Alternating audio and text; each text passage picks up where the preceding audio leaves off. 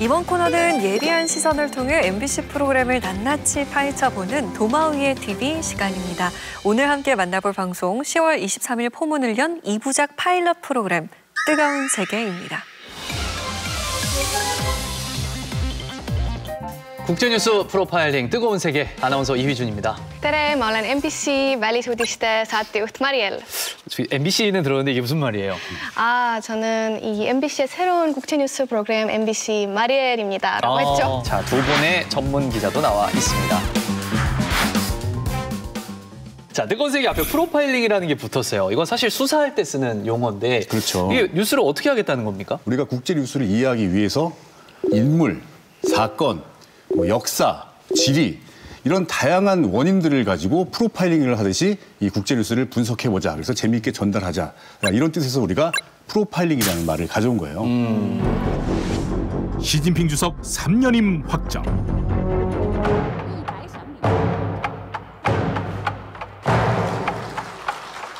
实现中华民族伟大复兴的中国梦，中国梦。 중국몽의 다른 말은 중화민족의 위대한 부흥이라는 말인데요. 중국이 잘 돼야만 개인이 잘 될 수 있다라고 하는 약간 집단주의의 그런 꿈을 이렇게 메시지로 던지고 있는 것 같습니다. 중국몽의 중요한 부분은 미국을 넘어서는 패권국이 되는 거잖아요, 중국이. 근데 세계 패권을 잡은 나라들은 자고로 다 해양 강국이었잖아요. 그래서 내륙 국가인 중국은 바다로 뻗어나가야 됩니다. 그러려면 지정학적으로 대만을 반드시 확보를 해야 돼요. 지금 이 중국 바로 맞은편에는 미국이랑 사이 좋은 일본, 한국, 필리핀이 있어요. 그래서 전쟁 시에는 미국이랑 무슨 좀 약간 한번 붙어보자가 하면 바로 이 세 개 나라는 묶어버리거든요. 그럼 중국이 빠져나올 수가 없어요. 이제 구멍이 필요한데 그 구멍이 대만이에요. 중국은 그래서 태평양으로 뻗어나가려고 하는데 그 바로 통로, 길목이 대만인 거죠. 그럼 반대로 이제 미국 입장에서도 대만이 중요할 수밖에 없겠어요. 그렇죠. 당연히 미국 입장에서는 그러면 중국이 튀어나오려고 하면 대만을 틀어 막아야 될 거 아니에요. 그러니까 대만을 절대 포기할 수가 없는 거죠. 굴욕의 100년을 청산하고 싶은 중국과 세계 패권에 도전하는 중국을 용납할 수 없는 미국. 패권을 유지하려고 하는 자와 뺏으려는 자. 그런데 그 갈등이 이제 전쟁으로 이어질 수 있다는 게 진짜 끔찍한 일입니다. 이게 실제로 대만에서 만약에 미중 충돌이 일어났어요. 그러면 이제 우리는 어떻게 해야 될까요? 왜 일어나요? 빨리 일어나게 만들어요, 진짜.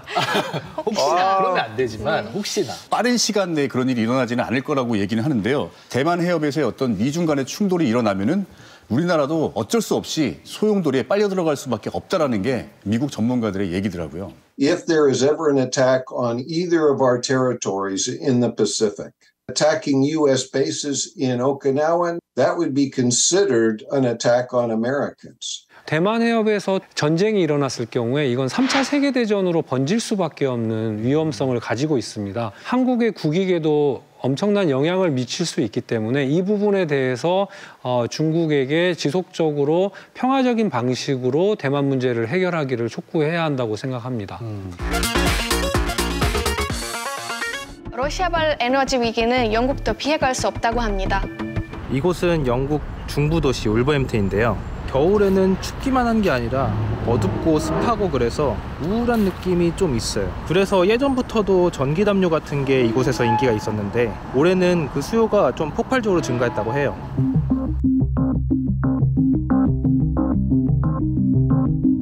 What are you doing to save energy in this house? I think the first thing is like we're wearing like thick clothes. And we wear more clothes as well. Finally, we have hot water bottles. We like to hug them. 작은 것에서부터 에너지 비용을 줄이는 다양한 노력이 필요한 때인 것 같습니다. 이상 영국이었습니다. 트라. 뜨거운 세계는 국제뉴스 뒤에 숨은 이야기를 흥미롭게 프로파일링하는 프로그램이었죠. 국제 정세가 어지러운 상황에서 세계 각국의 사건들을 보다 심층적으로 담아냈는데요. 새로운 기획이었던 만큼 어떻게 보셨는지 궁금해요. 지구 저편에서 일어난 일이 남의 일이 아니라 우리의 생활에도 밀접한 연관을 가진다. 지구 공동체적인 관점에서 좀 같이 고민을 해보자. 이런 입장이기 때문에 프로그램의 그런 분석 태도가 굉장히 좀 인상적이라는 생각이 들었고요. 프로파일링이라는 형식을 국제 뉴스에다가 갖다 붙여서 인물 중심, 사건 중심 이런 식으로 정리하는 그런 포맷들이 젊은 층을 아무래도 좀 공략하는 그런 포맷이 아닌가 싶었고 쉽고 재미있게 전달하는 방식을 지켜보면서 재미있게 본 것 같아요.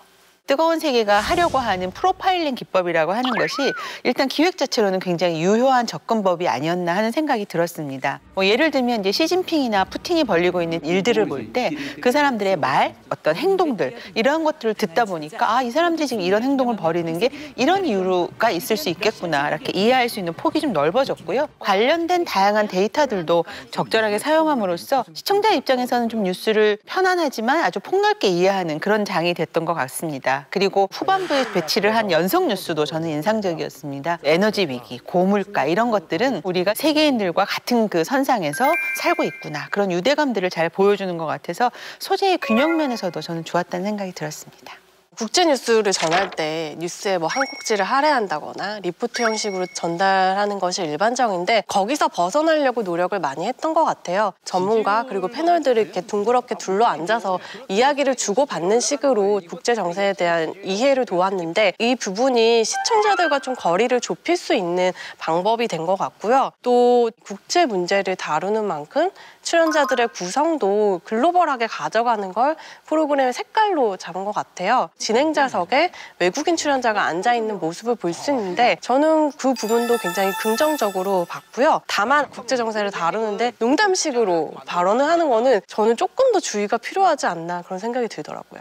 국제뉴스 프로파일링을 하겠다. 예능적인 느낌까지 섞어서 한다고 했을 때는 그 시청자 니즈에 굉장히 맞춘 그 기획을 생각하는데 그 니즈를 충족시킬 만큼이었냐에 대해서 저는 계속해서 의문이 생겼어요. 보면서 시진핑이라는 어떤 지도자, 푸틴이라는 지도자에 대한 어떤 그 개인적인 프로파일링은 있었을지 모르겠지만은 사실은 그 지도자가 그런 집권하게 된 어떤 맥락들이 분명히 있는 거거든요. 정치 경제학적인 지형 같은 것들이 좀 충분히 드러나지 않고 있지 않나 생각을 합니다.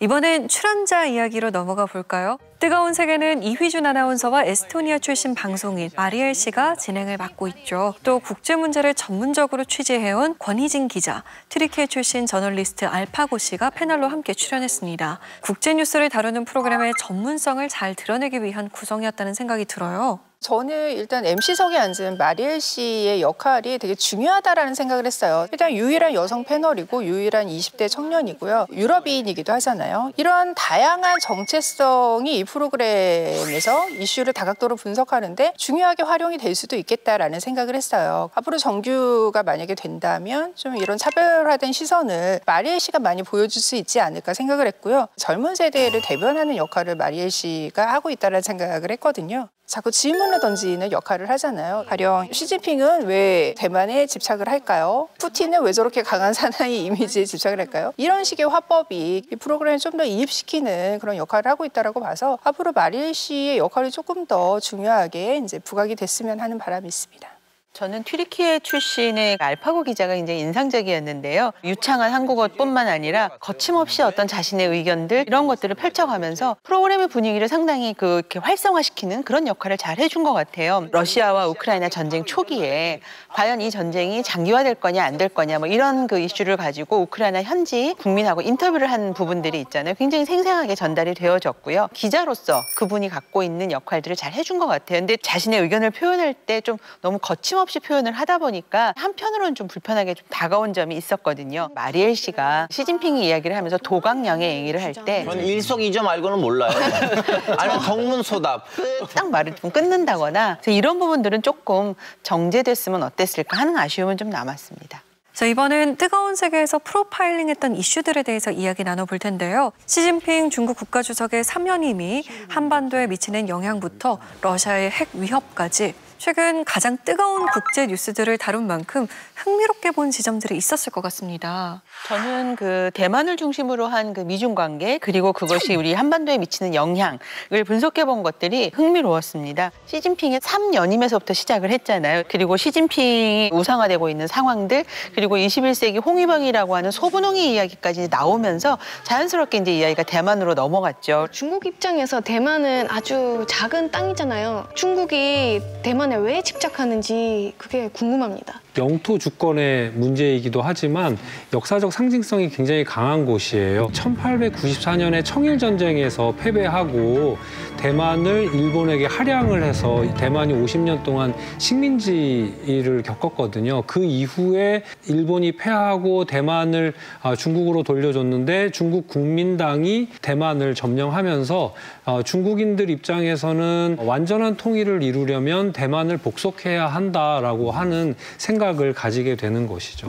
역사적인 배경이나 어떤 지정학적인 배경들을 잘 설명해 준 것 같고요. 이제 하나 더 들어가서 과연 그렇다면 우리 한반도에는 어떤 영향을 미칠까? 만일 중국이 선제 공격을 한다면 그 공격의 지점이 주일 미군이 있는 오키나와냐에 따라서 우리의 참여 여부 내지는 한반도의 어떤 역할이 바뀔 수밖에 없다라는 것들을 간략하게 정리를 해주었는데요. 이 부분이 아마 시청자들에게는 조금 더 인상적이고 의미 있는 정보로 다가오지 않았나 해서 저는 이 뉴스가 굉장히 흥미로웠습니다. 인상적이었던 부분은 러시아 전쟁 관련 프로파일링에서 일단 북한으로 분석을 마무리한 점이었던 것 같아요. 국제 정세를 알아보고 이러는 것도 결국은 그래서 우리나라는 어떻게 되는 거야? 라는 물음에 대한 해답을 얻기 위한 거잖아요. 김정은 위원장이 러시아 전쟁 이후에 핵에 대한 직접적인 언급과 함께 법 개정까지 하면서 강경한 태도를 유지해 왔음을 보여줬다는 게 의미 있었고요. 북한이 단도미사일을 발사하고 이제 핵 무력 정책을 법으로도 만드는 것이 러시아 우크라이나 이 전쟁과도 관련이 있을까요? 이번 전쟁을 보고 북한은 핵무기를 포기할 가능성은 이제 거의 사라졌다고 봐야 되겠죠. 그 말에서 우리와 멀리 떨어진 곳에서 이제 이루어지고 있는 전쟁이 아니구나. 이게 전쟁이 일어나면 그 영향에서 자유로울 수 있는 나라도 없고 특히 지정학적으로 늘 불안한 위치에 있는 우리나라 같은 경우에는 거의 당사자급의 영향을 받을 수밖에 없구나라는 걸 잘 짚어줬던 것 같아요.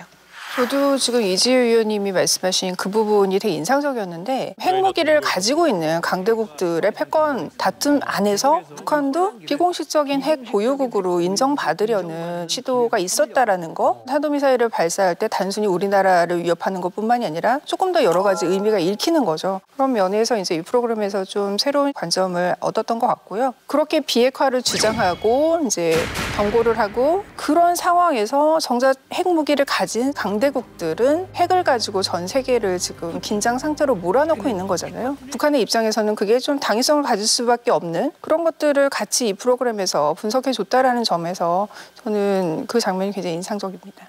뜨거운 세계에서는 현재 국제사회에서 뜨거운 쟁점이 되는 굵직한 이슈 외에도 지구촌의 다양한 소식들을 담아냈는데요. 몽마르트르 와인 축제부터 뉴욕 센트럴파크의 단풍 풍경까지 해외 특파원들이 보내준 해외 현지의 생동감 있는 영상들 전해졌습니다. 이 부분은 어떻게 보셨는지 궁금해요. 브뤼셀의 물가 인상을 보면서 확 이제 그 발등에 불이 떨어진 느낌을 받았어요. 벨기에 같은 경우는 맥주의 나라라고 불리는 곳인데 러시아 우크라이나 전쟁이 길어지면 유럽 경제 전체가 깊은 수렁에 빠질 수 있다는 경고가 나오고 있습니다. 맥주 사랑이 각별한 벨기에 사람들이지만 요즘은 카페에서 맥주 한 잔 마시기도 부담스러울 정도입니다. C'est très chouette de pouvoir boire des verres dans les bars avec des amis.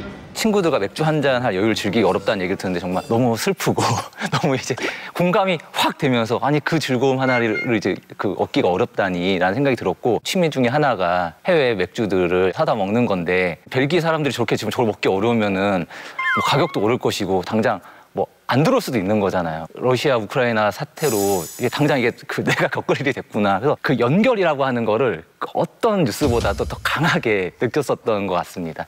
저는 이 에너지 위기에 처한 유럽인들의 일상이 굉장히 인상적으로 다가왔는데요. 유럽에 있는 많은 나라들이 러시아로부터 수입하던 에너지원들에 대한 그 수급의 문제가 생겼잖아요. 뭐 불가리아도 마찬가지로 4월부터 가스 공급이 끊겼다고 하는데 이제 그러다 보니까 목재 수급의 문제가 목재 가격을 올리고 그 목재 가격을 올리니까 겨울이 다가오는 시민들은 이제 걱정을 할 수밖에 없는 이런 구조들이 아주 차근차근 잘 보여줬던 것 같고요. 전쟁이라는 것이 피를 흘리고 싸우고 영토를 차지하고 뭐 잃고 이러는 것만이 아니라 경제적인 제재들이 같이 이루어지면서 관련된 국가, 인접된 국가들이 같이 피해를 보고 있는 거잖아요. 그래서 그런 부분에서의 어떤 전쟁의 비극적인 모습들도 함께 느낄 수가 있었고 어쩌면 이런 일들이 우리에게도 현실로 올 수도 있겠구나 하는 약간의 그런 경각심들도 느낄 수가 있어서 저는 이 부분이 굉장히 인상적이었습니다. 몽마르트르 와인 축제가 굉장히 와닿더라고요. 처음에 그 화면을 봤을 때는 와인 축제 현장 보여주고 아름다운 몽마르트를 보여주는구나 하고 평범한 뭐 스케치 정도로 생각했다가 그 리포트를 쭉 따라가다 보니까 포도밭이 왜 이 도심 한가운데에 있는지 굉장히 흥미로운 지점들이 많이 발견이 되더라고요. 포도를 재배하기에 굉장히